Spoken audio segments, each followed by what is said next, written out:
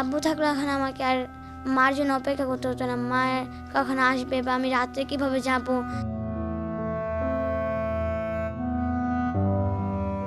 রোজার বয়স যখন 1 তখন চিরতরে হারিয়ে গেছে বাবা। এখন ছবিতেই বাবাকে খুঁজে ফেরা 12 বছরের এই শিশুর। শুধু রোজা নয়, স্বজন হারানোর শোকে এখনো কান্না থামেনি 7 পরিবারের। এই আর্তনাদ দেখার যেন কেউই নেই। যে কষ্ট করে চলতেছি, দিন আয় দিন খাই, আমি একটা মেয়ে মানুষকে তো হাত পাতে পারতেছি না লজ্জার কারণে। পুত থাকতো সংসার থাকতো, পুত নাই আর আমার সংসার নাই।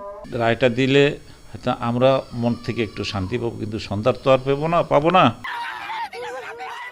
2014 সালের 27 April Dhaka Narayanganj link road থেকে অপহৃত হন নারায়ণগঞ্জ সিটি কর্পোরেশনের প্যানেল মেয়র নজরুল ইসলাম ও সিনিয়র আইনজীবী চন্দন সরকার সহ 7 জন। 30 এপ্রিল শীতলক্ষ্যা নদীতে ভেসে ওঠে তাদের মরদেহ।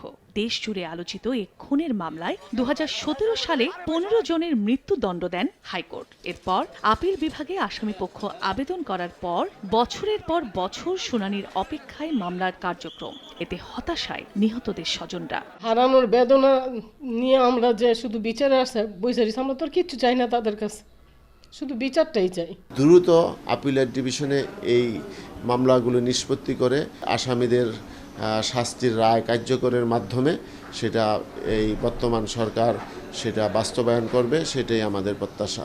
তবে এবার আশার বাণী শোনালেন রাষ্ট্রপক্ষের আইনজীবী। জানালেন দ্রুত সময়ের মধ্যে শেষ হবে মামলার কার্যক্রম। এই মামলা অ্যাটর্নি জেনারেল সাহেব নিজে থেকে দায়িত্ব নিয়ে এই মামলাটা যাতে অতি শীঘ্রই নিষ্পত্তি হয় সেই ব্যাপারে বিভিন্ন পদক্ষেপ গ্রহণ করছেন। আসামিরা তাদের শাস্তি বহাল থাকবে, এই ব্যাপারে রাষ্ট্র পরিপূর্ণভাবে কাজ করে যাচ্ছে। আদালতের রায় কার্যকরের দাবিতে গত শুক্রবার সিদ্ধিরগঞ্জের মৌচাক এলাকায় ঢাকা চট্টগ্রাম মহাসড়কে মানববন্ধন করেছেন এলাকাবাসী ও নিহতদের স্বজনরা। সময় সংবাদ, নারায়ণগঞ্জ।